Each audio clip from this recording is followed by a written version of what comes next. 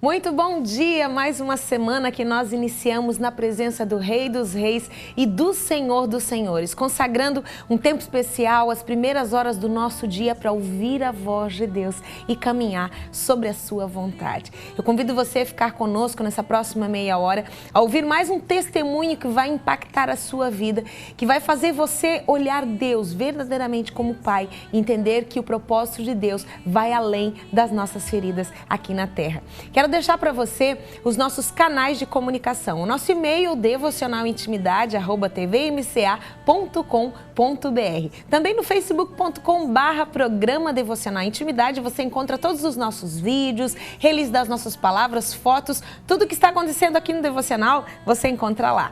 E as nossas frases na nossa página do Frases Devocional, imagens lindas e as frases que nós temos aqui das nossas palavras de toda a semana.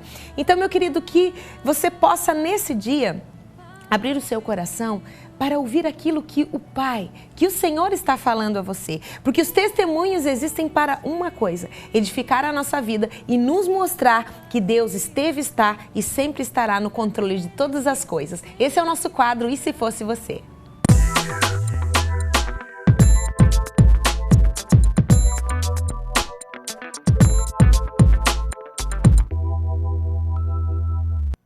Seja bem-vindo a mais uma semana especial do Devocional Intimidade. Quem vai conversar comigo hoje é o apóstolo Jean-Pierre, da cidade de São Bento do Sul, né, do Ministério Internacional de Restauração e Cura. Bom dia, meu querido, tudo bem? Olá, bom dia a todos. É um prazer nós estarmos aqui. Amém, que bom, né? Já tínhamos programado no ano passado, né, para o pastor estar aqui com a gente, mas uma eventualidade impediu que o pastor estivesse aqui. Mas Deus tem o controle de todas as coisas e sabe o tempo perfeito, não é mesmo? Amém, com certeza.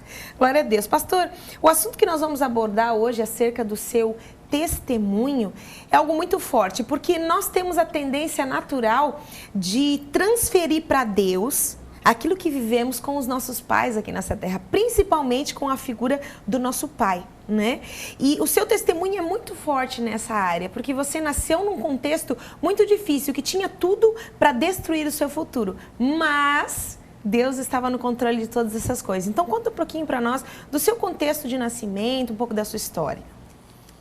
Bem, na verdade, há muito o que falar, né? Mas resumindo um pouco, como você mencionou, as pessoas hoje, elas dizem que elas conhecem a Deus por aquilo que Deus pode fazer. Sim. Por Deus ser um Deus que pode realizar um milagre na vida financeira, que Deus pode realizar um milagre, enfim, em vários aspectos, mas muitas pessoas ainda que não conhecem a Deus como Pai. E essa é uma realidade que nós entendemos que as pessoas precisam conhecer a Deus como Pai. E através do meu testemunho eu posso dizer que Deus tem nos levado a conduzir as pessoas a entenderem um pouco o amor de Deus como um Pai. E nós também não podemos dar aquilo que nós não temos. Verdade, então, primeiro, certeza, nós precisamos receber algo da parte de Deus e principalmente o amor de Deus para que nós possamos dar a outras pessoas o amor. Eu vim de uma família muito conturbada, onde eu fui criado pelos meus avós, porque há muitos anos atrás, hoje não sei se existe ainda muito isso, mas há muitos anos atrás, nós sabemos que as famílias eram muito difíceis, um regime, por exemplo, meus avós, eles vieram de um regime militar. Então, o meu avô, o pai dele, ele não deu amor a ele. Então, ele não sabia o que era ser um pai amoroso, ele não sabia o que era dar um carinho, ele não sabia o que era dar um abraço, dizer eu te amo. E também não recebeu, né? Exatamente. E ele fez isso com os filhos.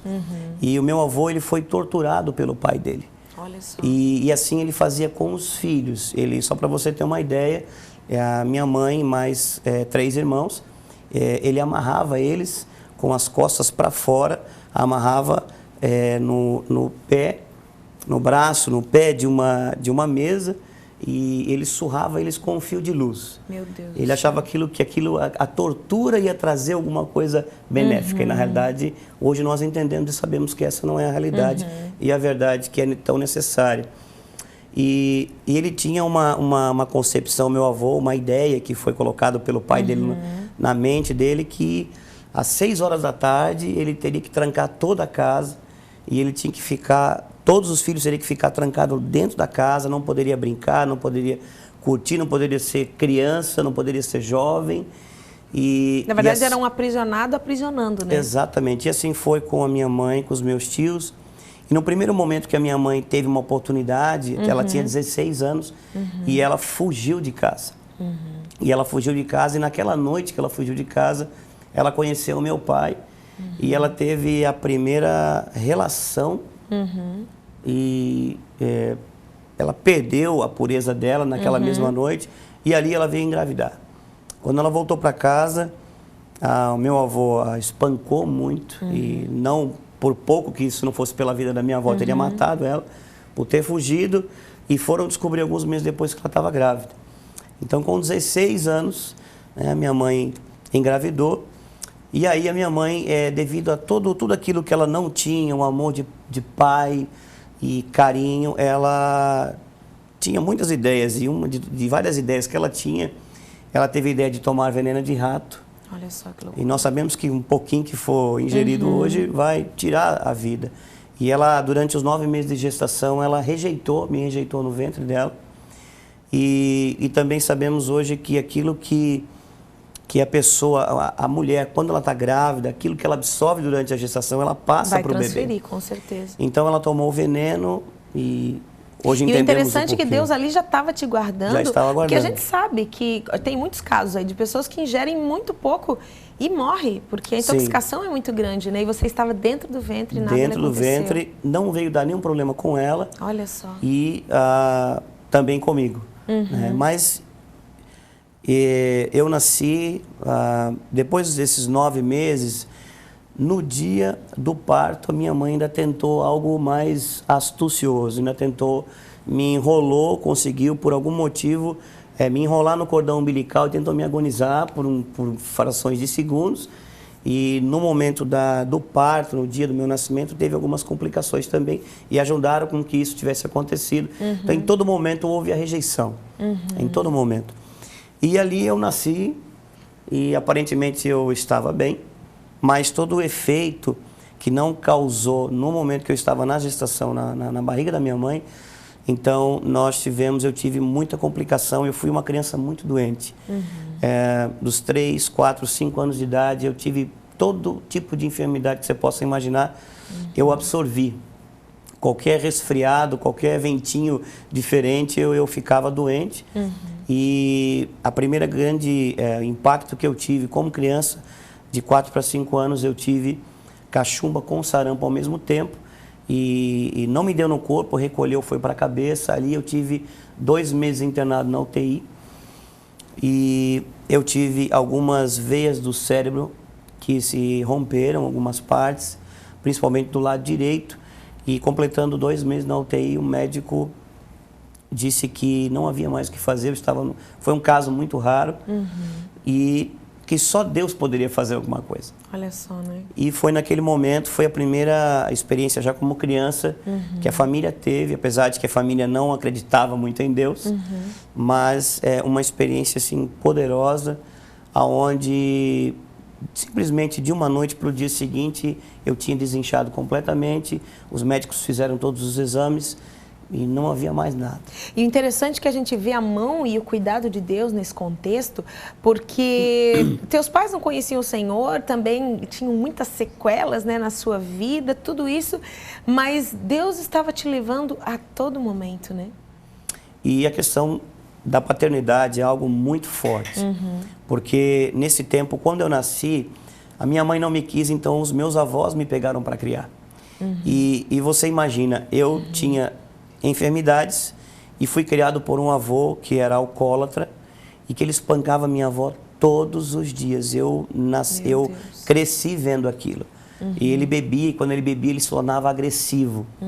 E ele pegava ela, só para você ter uma ideia, Mônica, quando ele ficava tomado pelo álcool, ele não usava o banheiro para fazer necessidades. Ele abria a porta dos armários do quarto e ele usava ali como se fosse um banheiro. Ali também já era toda uma questão demoníaca mesmo, sim, né? Diante de você, demoníaca. O diabo ele queria destruir você de todas as formas, né? E eu observava aquilo e eu tinha medo dele, porque ele se transformava. E naquele momento, quando ele fazia aquilo, ele pegava a minha avó pelos cabelos e ele batia nela, jogava ela aonde ele tinha feito aquilo e dizia, olha, eu quero que você vá limpar isso aqui porque você não presta para nada. Hoje nós entendemos o que significava aquilo. E eu fui crescendo com isso. Fui crescendo com a falta de paternidade, e que é algo realmente muito profundo. Todas as pessoas precisam conhecer o que é paternidade, principalmente a paternidade de Deus. E fui crescendo com aquilo. E me lembro assim que em muitos momentos eu ia na casa do vizinho quando conseguia dar uma fugidinha e me pendurava na janela da sala e queria ver o que era o pai abraçar o filho. O que era a mãe abraçar o filho, o que era alguém dizer assim, eu amo você, você é especial para mim, você não veio do acaso, eu não rejeitei, não te abandonei e eu desejo você, eu quero o teu bem. E eu sofri muito durante muitos anos com relação a isso. Depois que eu comecei a passar um pouco melhor dessa questão que eu tive do sarampo e da cachumba, alguns meses depois eu comecei a sentir dores fortes do lado direito da cabeça. E aquele problema que na realidade não tinha sido curado 100%, eu vim a ter uma infecção no tímpano e eu tinha sangramentos com pus que saía de dentro da minha cabeça. Isso foi resultar num tumor que eu tive no lado direito do cérebro. E aí foi realmente constatado e nós fomos levados às pressas para fazer uma cirurgia em Florianópolis. Qual idade nessa época? Eu tinha 5 anos. 5 anos. E fomos para fazer uma cirurgia em Florianópolis para tentar extrair através do equipamento que eles tinham, tentar tirar, que era uma forma de poder sobreviver. Mas no dia que nós estávamos indo para essa cirurgia, é interessante, eu tinha 5 anos e eu me lembro isso como se fossem o dia de ontem e o dia de hoje. E eu perguntei algumas vezes ao Senhor como eu consigo lembrar tão perfeitamente. O próprio Senhor traz a memória, porque eu creio que as nossas feridas cicatrizadas, elas se tornam base de crescimento e de restauração para a vida das outras pessoas. Sim. Porque senão não teria necessidade nenhuma de eu expor as minhas mazelas para as pessoas, né? Exatamente. E a partir do momento que eu exponho, porque eu digo assim, as palavras edificam, mas os exemplos, eles arrastam, né? Eles transformam a vida das pessoas. E no próximo bloco, a gente vai continuar contando um pouco mais dessa história. Que às vezes a gente pensa assim, meu Deus, mas que história trágica, que história difícil. E é uma história que está ao nosso derredor todos os dias. Todos os dias. Mas existe transformação, né, pastor? Graças a Deus por existe isso. cura e existe um Pai Todo-Poderoso que Ele conheceu e que você também pode conhecer. Então, dentro de 30 segundos, a gente volta para você conhecer um pouco mais do desfecho dessa linda história de amor entre pai e filho. A gente já volta.